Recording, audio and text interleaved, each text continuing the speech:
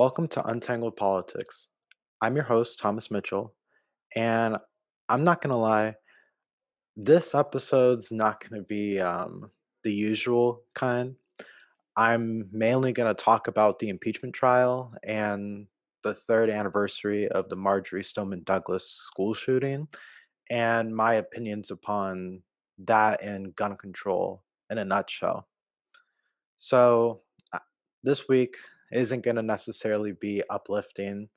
Um, it's definitely not like the usual. To be honest, I'm recording this on Monday, February 15th, and I don't really know when I'm going to post this. Definitely this week, but I needed some time to reflect, I guess, and think about my emotions for not only the impeachment trial, but the third anniversary of the school shooting in Parkland, Florida. And as I said, I'm going to start with the impeachment trial and say what happened with that and my opinions upon it. And I'm really going to give a heartfelt opinion about the Parkland school shooting and my opinions upon that. So, without further ado, let's talk about the impeachment trial. So, on Friday night, Republican House Representative member Jamie Herrera Butler, one of the 10 House Republicans that voted to impeach Donald Trump, released to the media that she had an account of a conversation that former President Trump had with House GOP leader Kevin McCarthy. According to Butler, she stated that the minority leader, McCarthy, pleaded with Trump to call off his supporters that were inside the Capitol. Trump initially responded by denying that they were his backers and attributed the breach to left wing extremists known as Antifa. A panicked McCarthy, according to Herrera Butler's account, stated that he did not think that they were Antifa. He knew that they were Trump's backers of Trump and pleaded for the president to call off the violence. To which former President Trump said, I guess these people are just more angry about the election and upset than you are. In doing so, on Saturday, the House impeachment managers felt that they needed to call witnesses, specifically Herrera Butler and Kevin McCarthy.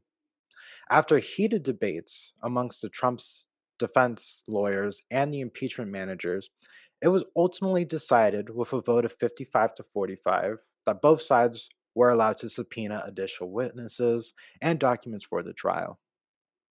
Then the Senate did not know what to do, and they were in an absence of quorum, which literally means the Senate has no clue what they're doing. After doing so for about what felt like hours, the senators ultimately, with the House impeachment managers and former Trump's lawyers, stated that they were not going to subpoena additional witnesses, which would only prolong the trial, and instead put Herrera Butler's account into the written record and as evidence for the impeachment.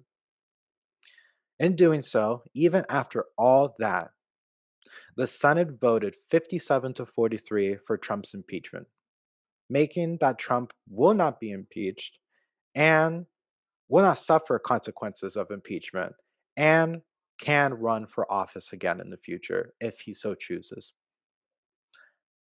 Now, of the 57, all 50 Democrats voted that Trump was guilty, and the 7 Republicans who were brave enough to choose party or to not choose party over country and defend the United States Constitution and its people that reside in the United States of America were Senators Burr, Cassidy, Collins, Murkowski, Romney, Sass, and Toomey. Listen, even if you have not been following politics for a long time, everyone saw the events of January 6th. Not only was the People's House infiltrated, not only were Capitol officers injured and even killed by people who wore Trump slogans, Trump shirts, MAGA hats, and everything. Even the people who literally said Blue Lives Matter did not care for those people. And one officer even was killed by an American flagpole that still had the American flag on it. Not only were representatives and senators who were certifying a duly justifiable election were literally all victims. These people were even as going as far as to assassinate the vice president of the United States. All these people that were at the impeachment trial, all 100 senators, were at the trial, which was also the scene of the crime. Even seeing hundreds hundreds of videos, hundreds of hours of audio, hundreds of everything since then, they still decided that Donald Trump is not guilty. And what makes it even worse is the bullshit excuse that they all hid behind, that Donald Trump is a private citizen and is no longer president of the United States and therefore cannot be tried or barred. These same senators are the same senators who literally almost saw the vice president, representatives, and senators be literal hits. They were people from Trump's party that went to the Capitol and knew they wanted to find Mike Pence, Nancy Pelosi, Alexandria Ocasio Cortez. They were hunting for specific people, with some with the intention to assassinate them. The fact that this country saw the events of January 6th and for a moment agreed that Donald Trump was guilty. He incited a mob to descend to the Capitol, which cost the lives of many. And were their supporters, those people who were there on January 6th that broke into the people's house, were the same people that voted for Donald Trump and them. But they're fucking cowards. They are cowards who are willing to put party over country and hide behind a thinly veiled defense that this is not justifiable because he is a private citizen. And before you say how can you assume that that's why they voted for him to be acquitted? Because the person in charge of the Republican Party in the Senate, Mitch McConnell, literally stated that word for word. He stated that he believed Donald Trump was guilty of inciting an insurrectionist mob on January 6th to overthrow not only an election, but probably the government because they were unhappy. Mitch McConnell went even as far to say that if Donald Trump runs again and becomes president, he will be tried for his crimes of his previous term. Mitch McConnell knows that Donald Trump is guilty, but he stated that the Constitution does not allow a private citizen to get tried.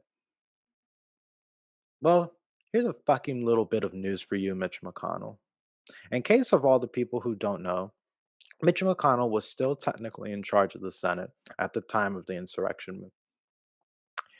At the time, after the House impeached Donald Trump, Mitch McConnell said that he is not bringing back the Senate to advance an impeachment trial.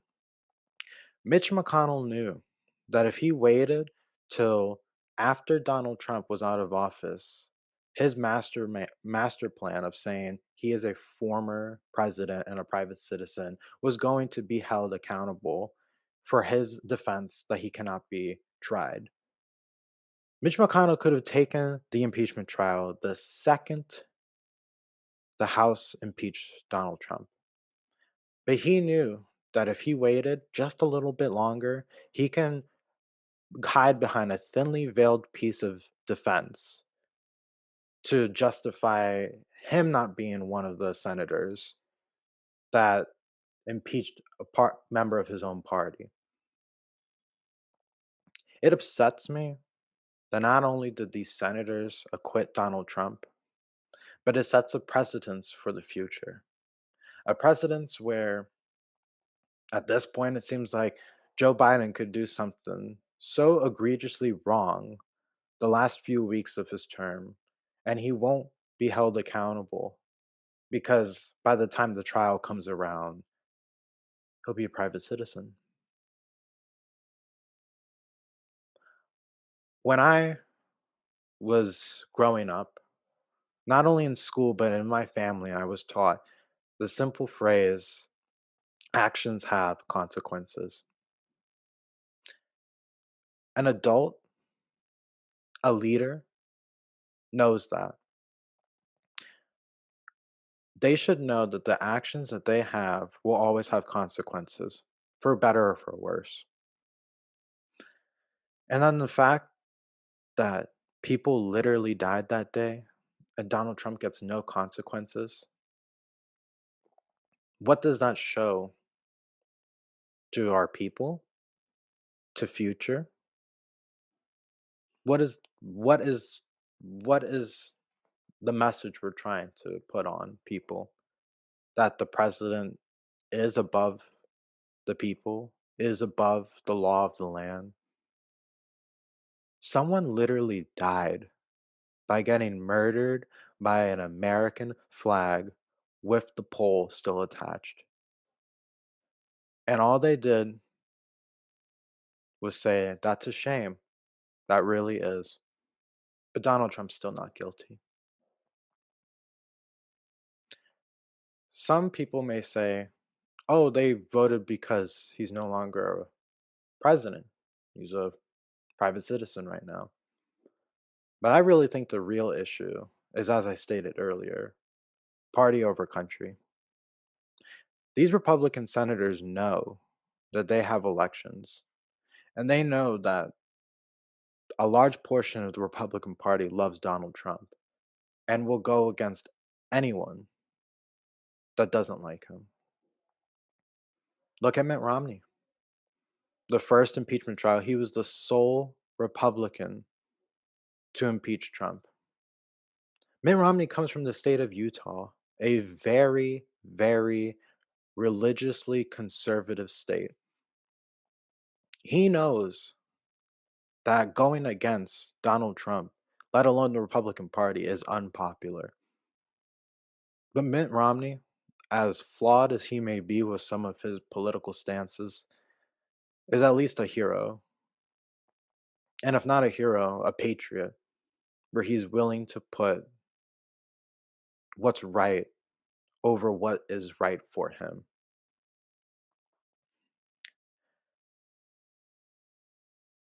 I'm angry, and I know I'm not the only one. Although there's nothing we can do right now to hold him accountable, Donald Trump, all I can tell you is that anger that you feel right now, that disbelief that someone like him can get away with it, use that anger and channel it towards expressing what's wrong and supporting the things that address it and try to fix the wrongs. Whether that's supporting candidates that, for the most part, support what's right, whether that's in the future, 2022 is the midterm elections. Every single House Republicans seat is available. Every House Democrat seat is available. Wherever you live, if you live in a Republican district, a Democratic district, look at what they did for this moment. Did they vote for their country, or vote for their party. Look at the Senate. If I'm not mistaken, 33 Senate seats are available for grabs next year, 2022. And a good portion of them are the Republican senators that voted to have this man acquitted. Hold them accountable. Vote for the Republican that's going against them as well in their primary that said that Donald Trump is wrong. What he did was wrong. I'm still a Republican, but I know he is wrong. Vote for that person. Even if you're so angry with the Republican Party and you're an independent and or Republican and you see that Democrat who also thinks that the Republican senator who voted to acquit Trump was wrong, vote for that person. Clearly, a lot of people have that in their mind. Donald Trump won in 2016. Didn't win the popular vote, but he won. But a large portion of independents and Republicans said this this man was wrong. For 4 years, I thought I can trust him, but he was wrong at the end of the day. So I'm going to vote for Joe Biden. Be that person. Even if you feel in your heart that you've been a diehard Republican or a diehard independent that votes Republican, if you see someone that's running for office or rerunning because they're an incumbent, a Republican senator who voted for Donald Trump's acquittal, hold them accountable. Fight like as if your life depended on it. Fight for the civil justice that we need because justice was not served on February 13th. He got away with it as so many other things he did in his 4 years. But these Republican senators, they should not be the ones getting away with it. They should be held accountable, voted out of office, and never be seen again on the political landscape because what they did was wrong. Absolutely wrong. Now, again, moving on to a also not very lighthearted situation is the fact that on Valentine's Day, February 14th, as a day that should be filled with love and happiness with the people that you love in your life, whether it's a significant other, family, or even friends, it will always be shadowed by the anniversary of the tragic school shooting at Marjorie Stoneman Douglas in Parkland, Florida. Now, I kind of want to talk a little bit about this, not only because it's the anniversary of it, but I want to share my experience as someone who was still in high school at the time of that shooting and someone who grew up where school shootings were just sadly another thing happening. It wasn't unique, it was just another thing added on a newsreel and forgotten about. In 2018, I was a senior in high school. I was also in the marching band. I saw Stoneman Douglas every single year of my freshman, sophomore, junior, and senior year. We always went to competitions where Stoneman Douglas was, not because of a sense of wanting to always beat them, but we always idolized them. They were so great at their performances, and the class and decency and respect that they held themselves was honestly inspiring. We never had the intention that we just want to beat Stoneman Douglas because they don't deserve it. We just wanted to be in the same competitions with them because it's always interesting to see Stoneman Douglas and to see how beautiful they are at their craft, specifically the marching band. So on Valentine's Day of 2018, I'll never forget the feeling of anger, sadness, of seeing someone that I idolized, a group of people I idolized for 4 years of my high school experience be the next victims of school shootings. I I was too young to understand the Sandy Hook Elementary school shooting.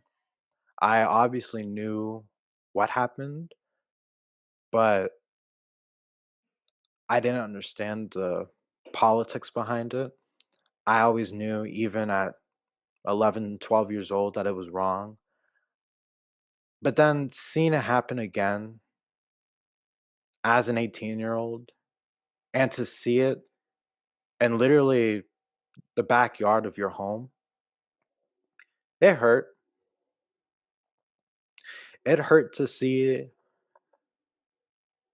17 people lose their lives. 17 people consisted of children that had a whole future ahead of them be viciously slain by a madman. It hurt to also think that in some weird way, they were almost like your brothers and sisters. Someone that you, in an essence, grew up with for 4 years and always looked up to. And then the fear that you have thinking about it, that could happen at your school.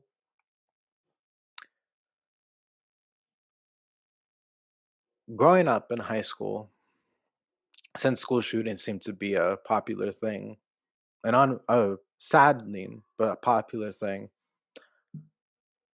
to the people that have either graduated after the popular side of school shootings happening all the time, I want to use a good example of how school shooting prevention, I guess you can say, was taught at my school. So I had the same English teacher in ninth grade and 10th grade. Um, for whatever reason, as weird as it was, every time the school had like a school shooting drill, I was always in her room. But let me tell you what our defense was. Obviously, this is my door for the people watching this on video, and it's a glass, pretty much a glass door to the audio listeners.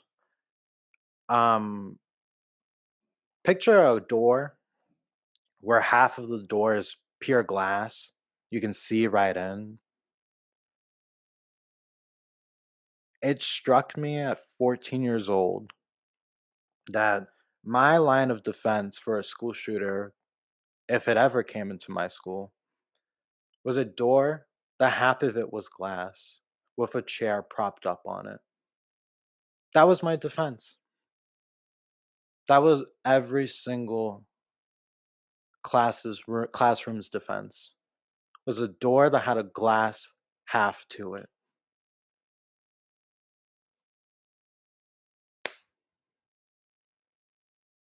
Yeah, I had a school resource officer, but Stoneman Douglas had one.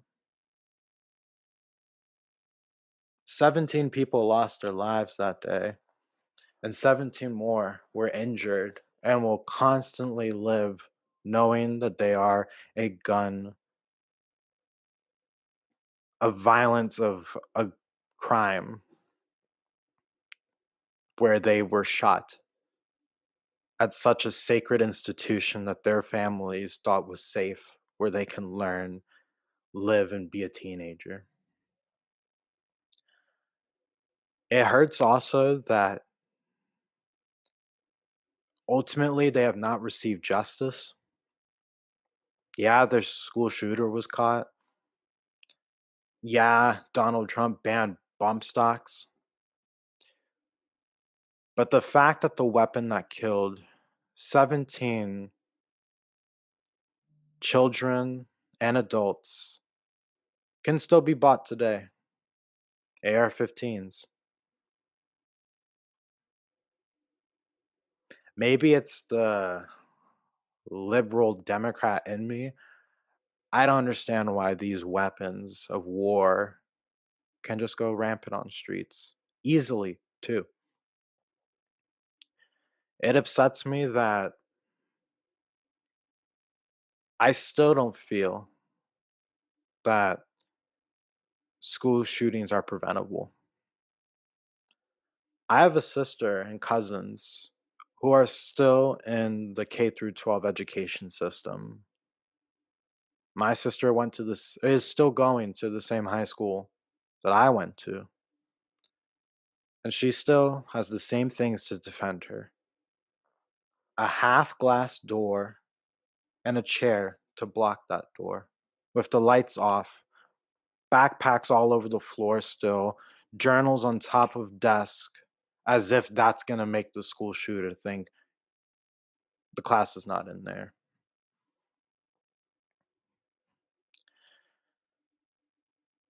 It's hard to think that anything's going to change because it's been 3 years. And what's honestly preventing it is the United States Senate, the same people who are acquitting Donald Trump. The fact that you need 60 so people to overcome any legislation because of the filibuster.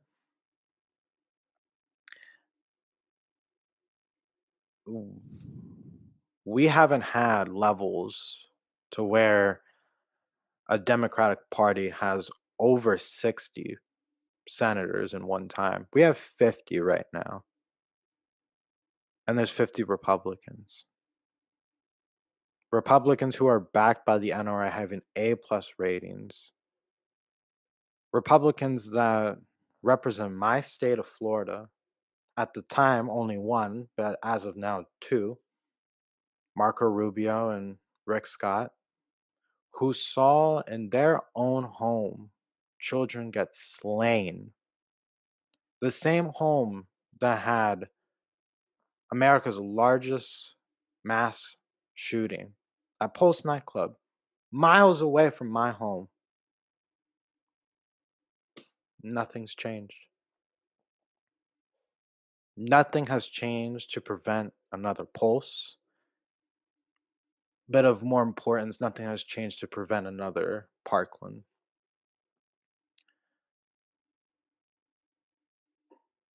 The senators and representative members that were all there on January 6th, the pictures that you see with them having fear in their eyes, knowing that there were people there that were going to kill them,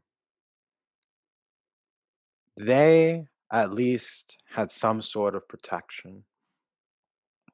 And even those protecting them were murdered as well. Thank God none of them were murdered. The lawmakers, at least. But it's because they have the most stellar protection and security towards them. Yeah, I got it. They're lawmakers, they're politicians. Of course, they're going to be protected. But the fact that every college, university, high school, middle school, elementary school has no legislation to protect them from people filled with anger that solely just want to kill people, children on top of that, is so sickening.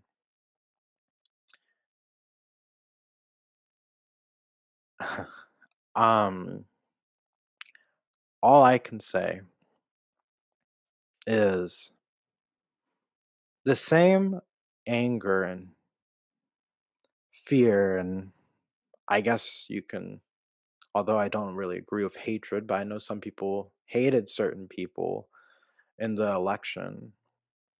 They didn't feel the need to be inciting mobs or murdering people. They use the most powerful voice they can do that is peaceful, and that is to vote. The same energy people had to take away Donald Trump from the presidency and vote for a common sense candidate, not the most ideal candidate for progressives and Republicans and so, but even they knew they needed a change. That energy that we all had in 2020 needs to be the same energy in 2022, 2024, as long of a time that we need until shit like this gets resolved. Until one day we can feel that those held accountable will suffer the consequences they so deserve, and to bring justice upon the victims of the insurrectionist mob, the officer who was killed with a flagpole, and the children of Parkland, the children of Sandy Hook Elementary School, the people in Pulse, the people in Aurora. I can spend copious amount of time listing all the massive mass shootings, but they will not receive the justice they so rightfully deserve until we have politicians in office that do what's right. Not what's right for their party, but for what's right for the United States of America. All I ask for people listening to this, whether it's the day I release this, a year after I release this, or if they discover this in 10 years and nothing's changed, is to still have the energy of needing change, not only for yourself, not only if the fact that you weren't victim to the January 6th attack or a victim of school shootings, but to prevent future events like that to happen again and to have more victims. Take that energy and work every day that you can to make sure the people who are protecting guns before people or criminals like Donald Trump before the American people, get them out of office and vote for common sense politicians that will do what's right for the country and not their party. Again, sorry for the somberness of this episode, but I felt it was very much needed to be on the record for myself.